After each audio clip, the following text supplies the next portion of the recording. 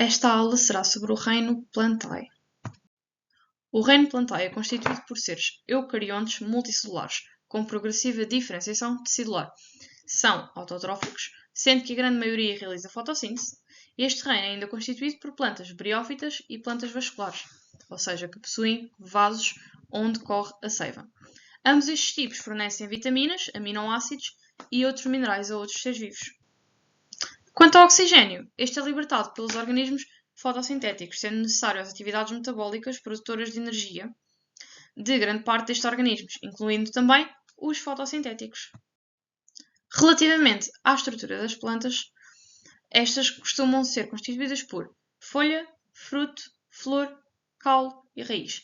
Sendo a flor a estrutura reprodutora, as folhas o elemento da planta que realiza a fotossíntese, a cutícula, que é a ponta da folha, onde ocorrem as trocas gasosas e minimiza a perda de água, o caule, que oferece suporte aos principais órgãos fotossintéticos, e as raízes, que ancoram a planta ao substrato, recolhendo água e outros minerais necessários aos tecidos e à sua manutenção, assim como à realização da fotossíntese. Veremos agora com mais atenção as raízes. A raiz permite a fixação e absorção de água e sais minerais, assim como a acumulação de substâncias de reserva. Ela pode ser classificada quanto ao local, como sendo subterrânea, aquática ou aérea, e quanto à forma, sendo lateral, aprumada e fasciculada. Dois elementos importantes que acabam por ser o término e o início da raiz é o colo, que é a parte da raiz que faz a transição para o caule, e a coifa, em que é a zona da raiz que protege a zona de crescimento do desgaste e da perfuração que ocorre no substrato. Relativamente ao caule, esta é a estrutura da planta que suporta as folhas, flores e frutos, sendo aqui que ocorre a circulação dos vasos de seiva, sendo estes vasos de seiva o xilema e o floema. Quanto ao caule, o caule pode ser aéreo, sendo tronco, espique ou colmo, ou então subterrâneo, sendo liso, globoso ou alongado, e ainda aquático. E quanto à consistência, pode ser herbáceo, lenhoso e suculento. As folhas são a estrutura da planta que possuem pigmentos fotossintéticos, ou seja, é nelas que ocorre não só a fotossíntese, como também a transpiração da planta.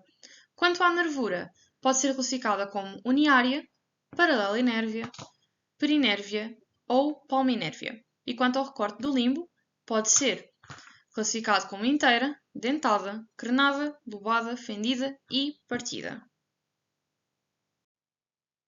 Quanto à flor, esta é uma estrutura da planta que é considerada uma folha modificada.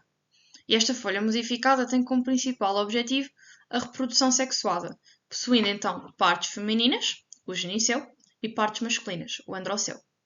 Quanto à sua expressão sexual, a flor, que existe numa planta, pode ser hermafrodita, possuindo a mesma flor estames e carpelos.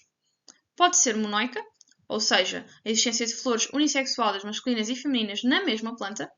Ou então dioica, que é a expressão sexual que ocorre entre flores unissexuadas masculinas e femininas, mas em plantas diferentes. Existe ainda o caso de haver uma inflorescência, que é a ocorrência de duas ou mais flores sustentadas por um único pedúnculo. Quanto à polinização, esta pode ser direta, cruzada ou indireta, ou pode ser ainda anemófila, se for através do vento, zoófila, através de animais, ou então aquática. Quanto à fecundação, esta ocorre após a polinização.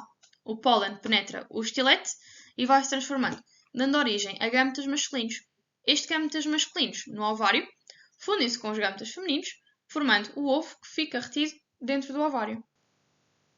O fruto é a transformação do ovo. As paredes do ovário originam o pericarpo e os ovos originam as sementes onde está retido o embrião. Surge então o fruto como sendo um mecanismo de defesa para proteger a semente e o embrião e armazenar reservas nutritivas, assim como dispersar as sementes através do vento, água e animais. Quanto à semente em si, esta pode ser afetada tanto por fatores extrínsecos, que vêm do meio ambiente, como por exemplo infecções, modificação da vitalidade do embrião através de radiações, sejam micro-ondas, sejam veneno, a umidade, temperatura e, dependendo do tipo de semente que estejamos a falar, por vezes a luminosidade também afeta o desenvolvimento da semente. Quanto aos fatores intrínsecos da semente, estas são afetadas pela sua constituição e sua maturidade e vitalidade do embrião. Estes organismos necessitam, portanto, de luz, água e dióxido de carbono para que ocorra a fotossíntese e oxigênio e alguns minerais para que ocorra a respiração. No caso das plantas aquáticas, elas vão realizar a fotossíntese através da absorção de água e dióxido de carbono, assim como alguns minerais que estão presentes na própria água. Quanto à colonização terrestre, esta possui tanto vantagens como desvantagens, sendo as vantagens a menor competição e predação, maior quantidade de luz e de concentração de dióxido de carbono e uma vasta área de dispersão. Quanto às desvantagens, são, por exemplo, a dispersão dos gametas e a necessidade de proteger o embrião, o suporte e dessecação e as grandes variações de temperatura. As plantas organizam-se ainda em grupos, sendo estes grupos organizados por nível de complexidade, tendo então as algas verdes, que não possuem embrião, as embriófitas, que já vão possuir embrião, traqueófitas, que vão possuir vasos condutores de seiva, e as espermatóficas, que possuem sementes e podem ou não possuir flor e fruto. Quanto às plantas briófitas, estas não apresentam tecidos vasculares. Possuem rizoides, que fixam a planta ao substrato e não absorvem muita água ou sais minerais. Crescem em tufos densos e zonas úmidas, podendo ser no solo ou então aderindo-se a outra planta. E encontram-se revestidas por uma cutícula, sendo o grande exemplo deste tipo de planta os musgos. Já as traqueófitas possuem vasos condutores de seiva, sendo estes o xilema, que transporta água e sais minerais, e o floema, que transporta água e nutrientes orgânicos. As traqueófitas possuem uma elevada diferenciação tecidular, possuindo ainda caules, raízes e folhas. Já as pteridófitas são plantas vasculares sem semente. Existem em regiões tropicais, onde a temperatura, a luz e a umidade lhes são favoráveis.